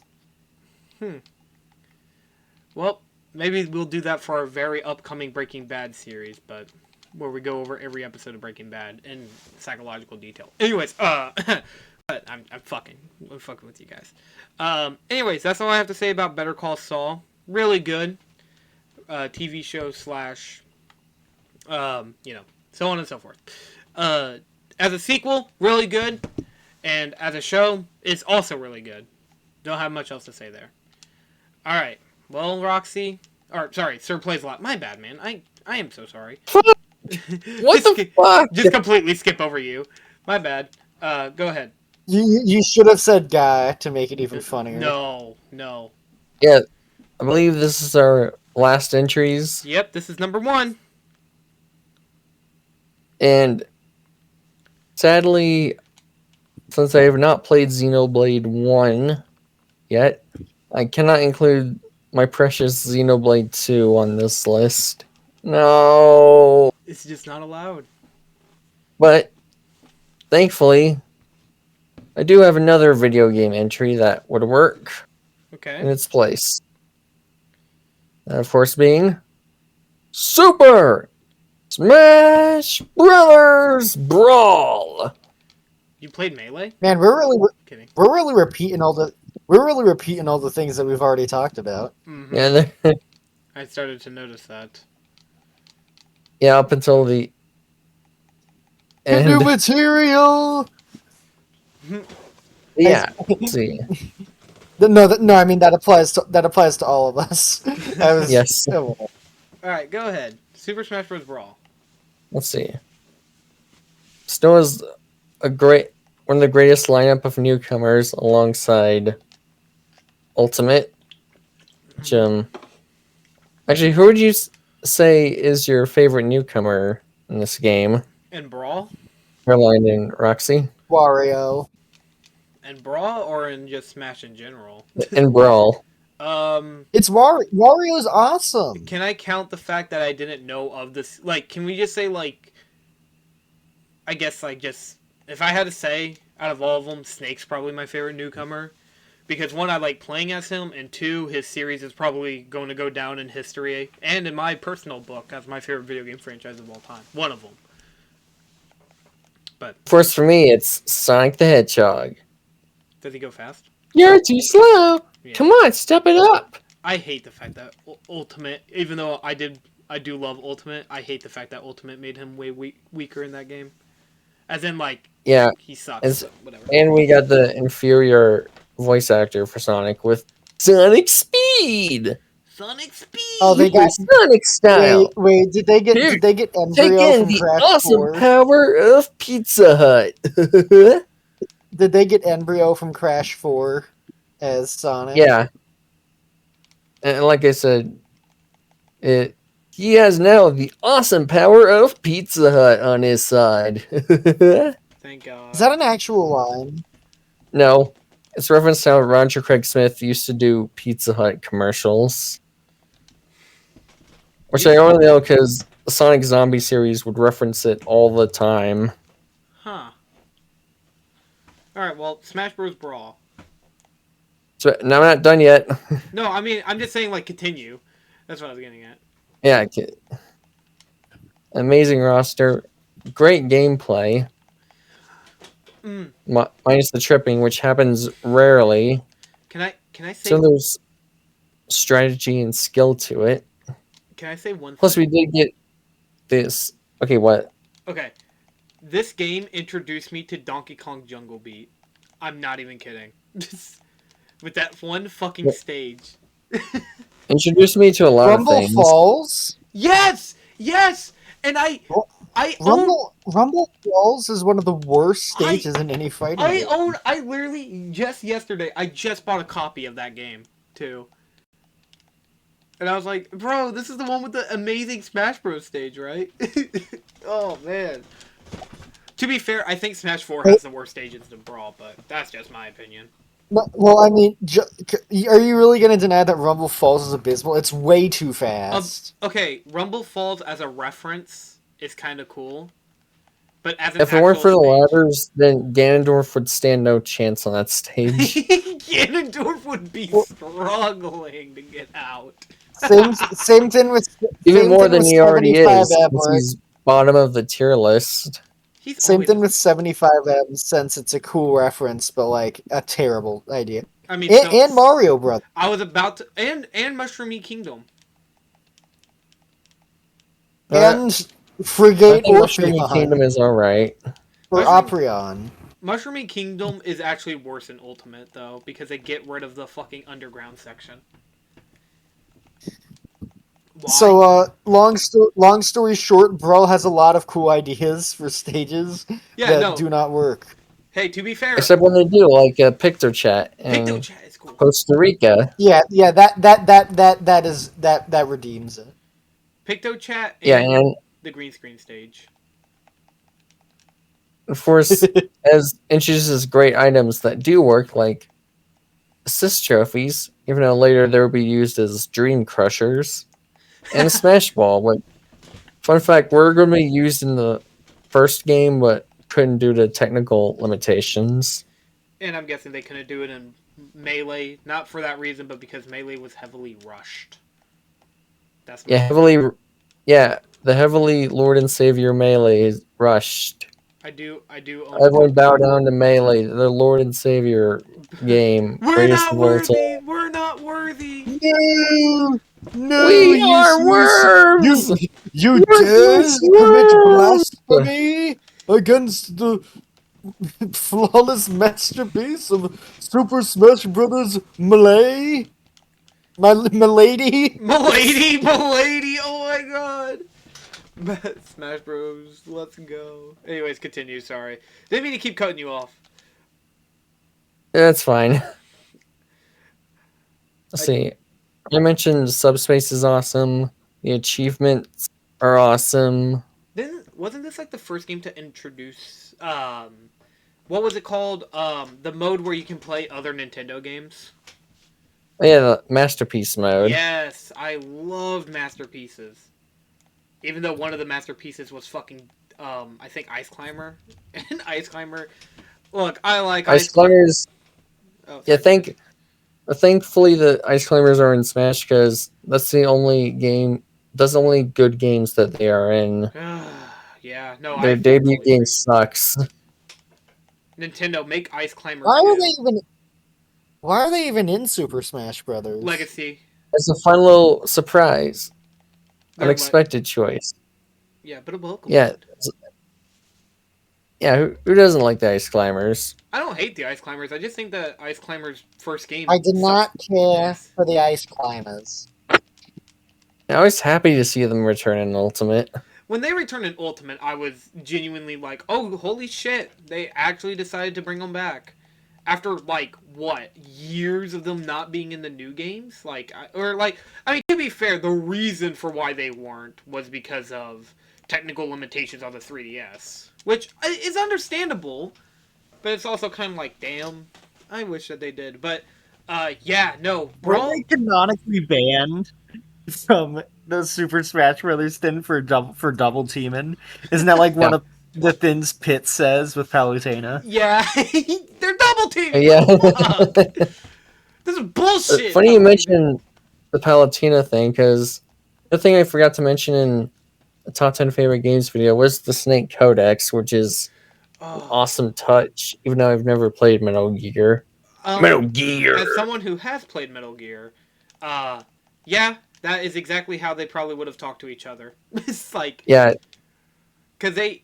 did you get Oh, sorry. did you get all the references? Like, Well, like with Pikachu, he was like, couldn't be much worse than Ocelot's old torture device. yeah, because in Metal Gear Solid. Okay, in Metal Gear Solid 1, you're actually set up in an electric chair, and he shocks you. And the idea is that if you don't survive it, a character dies. But he would also know if you're like using like a cheat or anything.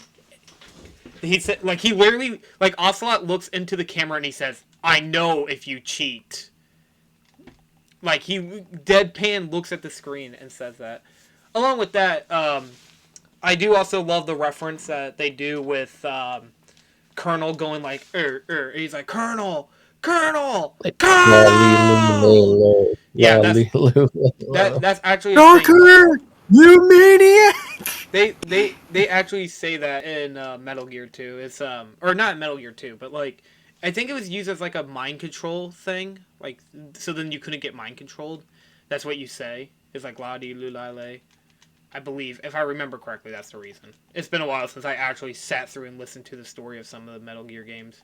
Even though I just beat Metal Gear Solid like last year. Anyways, continue about Smash Bros. Melee. Or Brawl, not Melee. No, my bad. No, we're not. Slip. 40 slip. Not that game. Not the one that should let Brawl's you name better than Melee. I will forever stand on that. it. That's how I'm ending it. Oh, that's where you're ending it? All right. Well, Yeah, because I felt like I already said what I need to say in the favorite games video. okay. Roxy, It's The Last Crusade. you sound so sad when you say it. You're like, "His last crusade." All right, continue. Sorry. Go ahead. Beat engine again. Continue. Sorry. I don't mean to interrupt.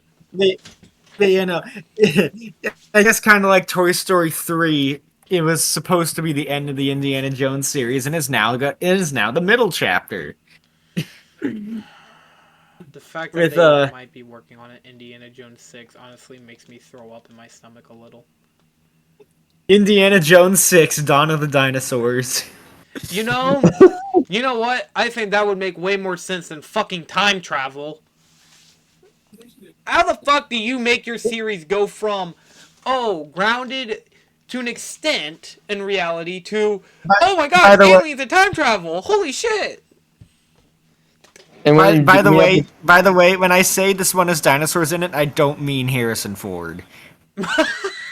no, instead of dinosaurs, it's the alternate universe from the Super Mario Bros. Movie, Oh my god, I'm so pissed that they're making and they try to turn Indiana Jones into a monkey. Monkey. I'm a monkey. I'm genuinely concerned about if they ever do decide that they will pull out Harrison Ford one last fucking time. Because that's what they keep saying. It's like, this is the last time Harrison Ford will ever be in this product again. And I'm like, bull fucking shit. Harrison Ford is going to be in another movie tomorrow. Harrison They're Ford, just Until going to he drag him dies, out of. until They're he just gonna dies, drag him he's out going to of be in bed till everything. he's And a even then, corpse. given Star Wars' track record, they're just going to AI generate him. I'm You remember what happened to Grand Moff Tarkin? no, I don't think I remember. But back to Last Crusade. Yeah, sorry. Yeah, so the reason I think, well, one, I think it's the best Indiana Jones movie because, like, the characters actually play a role in the climax, unlike Raiders, which is the second best Indiana Jones movie. What's the third best? Temple of Doom? Would that be the In addition, I think it's the only Indiana Jones movie that feels like it has a big enough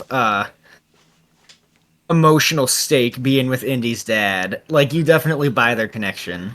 Mm-hmm. You know what I mean? Yeah.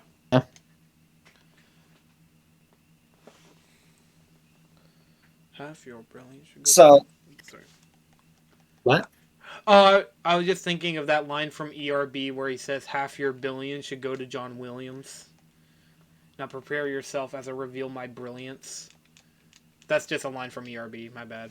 Anyways, continue, sorry. And also, it's the funniest Indiana Jones movie with stuff like no ticket.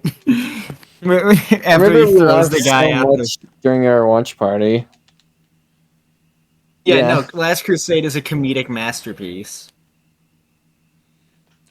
I need to actually go back and rewatch all those movies. They're really good. Yeah. Yeah, they're really good. And totally on par with the Disney brand. Punching Nazis. Anyways. But Owl House isn't for some fucking reason. Anything else you want to say, Roxy? Oh, yeah, and Rick and Morty, you know, the show where where a 14-year-old sperm cells become giant monsters and impregnate an enlarged version of his 17-year-old sister's egg. What the okay, I don't want to know. I don't want to know. Hey, you know what? I can't wait for us to talk about Rick and Morty season 1. Oh god, I can't believe I'm actually going to agree to doing it. I can't believe it.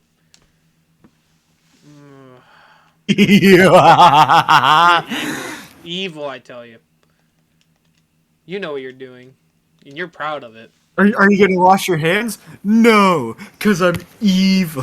Who walks away? I'm just like over here, like. And it's so easy when you're evil. All right. What you can't? What you can't trust an evil scientist anymore? No. I'm just working on my Cortex Commandos right now. But do you actually have anything else you want to say? Or are you good? I'm just wondering. I I'm feel not like trying to rush you. Last Crusade is one of those it feels like one of those things where, yeah, I don't feel like I have much else to say about how perfect of a sequel it is without just going into a full on rant about a positive rant about the movie itself. So, yeah, we could totally we could totally talk about it some other time though. God, It definitely deserves can it. we talk about Indiana Jones and not Rick and Morty, please? Please, I'm begging you live. Well, not live. This is probably a premiere, but okay. I guess I could pick Indiana Jones in, like the first one. Isn't Raiders the first one? Yes. Okay, Raiders is the first one. That's Temple of Doom that's is why I couldn't get into it as like a child because I generally didn't know which one was the first one. That's why every series should have a one in the title. Or two, like go like, well, okay, Crash, the first the Crash Bandicoot 1. well, like, okay, the first entry, no, you don't need that. But like at the very least have something like fucking Begins or something. Like Batman Begins or like if you're going to make it like a multiple parter series, fucking at the very least tell us instead of just going, "Oh, is it?" I don't know. I mean, I guess that's why I like a certain other entry that I have not brought up yet, but do you have anything else you want to say? Roxy, are you all Kino out? I think I'm good. All right. Well, so this one I actually had trouble picking out, and this is actually one before we got into the podcast. I asked, would this be allowed under a very certain condition? And we just kind of agreed that it would be allowed, and I just kind of went, all right, well, since it's allowed, I will put it on my list. My number one, and honestly probably would stay number one either way, is Metal Gear Solid 3 Snake Eater. Yeah, what a shock. What a fucking shock. Metal Gear Solid 3. Now, The sin we already talked about because Jesus Christ, we need new material. we're just rehashing rehash. But, I mean, Oh, is it a reference to Crash 4? That's awesome. I didn't really mention how the gameplay differed from the other Metal Gear games, really. I feel like the game is way more easier with the loadout while also adding in new additions. For example, you can heal yourself in different, like, if you got shot in the arm or something, then you would have to go and fix that specific wound in your arm instead of eating like a healthcare packet or something like that. You know, I like that about the game. And especially whenever you're actually sitting down and trying to, like, beat the game as fast as humanly possible, the game is, like, I mean, everything is kind of lineared out so then you can do that, which I really appreciate. The codec system is really well implemented.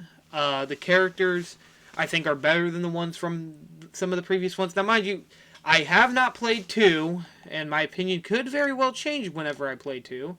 But from what I've played of 2, which was only an hour, like I was still in the tanker. I think I like 1 still a little bit better. I played Twin Snakes, which is the first game but remade in the same vein of the game, in the vein of the new entries, because it was a release. I believe actually that game was released around the same time. I think it was released around the same time Metal Gear Solid 3 released on the PlayStation 2. And so Nintendo didn't feel left out. They were like, here, have Twin Snakes. Another thing about Metal Gear Solid 2 that I didn't mention as well, I didn't really mention like how it did compare to the other series, in my opinion. Mind you, I've only played Metal Gear Solid 1, 3, a little bit of 2. I haven't played any of 4. I played through the entirety of Metal Gear Rising, which is a completely different beast that I won't cover here. And last but certainly not least, Metal Gear Solid Ghost, the Phantom Pain. I did also beat Peace Walker, which is technically a sequel to Metal Gear Solid 3. It's not as good as Metal Gear Solid 3, because they rehash a lot of what made Metal Gear Solid 3 so good, but in a worse way and in a mission structure instead of like a normal structure for a game. But whatever. I love Metal Gear Solid 3. I think it's a really good entry. I don't really have a whole lot more to say because everything we have talked about. I wonder. Huh? Actually, hang on. What's up? I don't think you mentioned this, but in Metal Gear Solid 3 have like a crossover mode with Ape Escape. Yes, that one. Yes, it did. Another thing it had was, funny enough, it also had it Metal Gear Solid. This is so stupid. Metal Gear Solid Peace Walker has a crossover with Monster Hunter. Oh, nice. I bring up the Ape Escape one because that's funny because I saw it in like a top 10 weirdest crossovers video, and the guy talking about it mentioned how there's one place where finale where Snake talks about his emotions and what his life decisions. Then it turns into monkey dance party. Yeah. Yeah. Metal Gear is such a weird series, but I love it. Metal Gear Solid 3 does take itself seriously aside the Ape Escape crossover, which I think is fine. I mean, it doesn't always have to be serious, but I think the story fits well. It's a good starter point of the series. That was my first Metal Gear Solid game, and I feel like most sequels, are prequels. This is more of a prequel than it is a sequel, but it does explain like some of the events that happen later on in the series, like what happens in Metal Gear Solid 2 and 3. And also, I feel like when we're talking sequels, we're just meaning the next entry in the series, not really just, oh, does it continue the story, you know? So that's why I was also kind of worried about it, but I mean, hey, we're not doing our top 10 favorite prequels of all time, so don't worry about that. You underestimate my power. But yeah, Metal Gear Solid 3 Snake Eater is my favorite sequel. Mind you, this was in no particular order, so if anybody comes crucifying me because I put it above Better Call Saul, we already told you that these weren't in any particular order. We just wanted to let you know one more time in advance before you kill me. You're probably going to do it anyways, You know what? To but at find least do it out, funnily. you know what? To find out whether or not they will crucify you, is it better than Better Call Saul? I know. I mean, I already know that people are gonna crucify me for saying that Brawl is better than Melee. They're gonna crusadify you. Do I think it's better than Better Call Saul? Metal Gear story is way longer, and I enjoy that story more. Better Call Saul is way more. I don't want to say it's a side story. It's more of like it's just another continuing story. You know, I don't know how to describe it. I would probably rather play through Metal Gear Solid 3 than watch the entirety of Better Call Saul. But that's just because Better Call Saul is a long, a long thing. I don't know what I'd say is better, to be honest. So for now, it's a draw. I know, lame answer, but sorry, I don't really know what else to tell you other than, oh well. Are we gonna do honorable mentions or no? Nice segue because we will talk about honorable mentions right now. Sir Plays a Lot, do you have a small honorable mention? Small honorable mention. Okay, I thought about this, but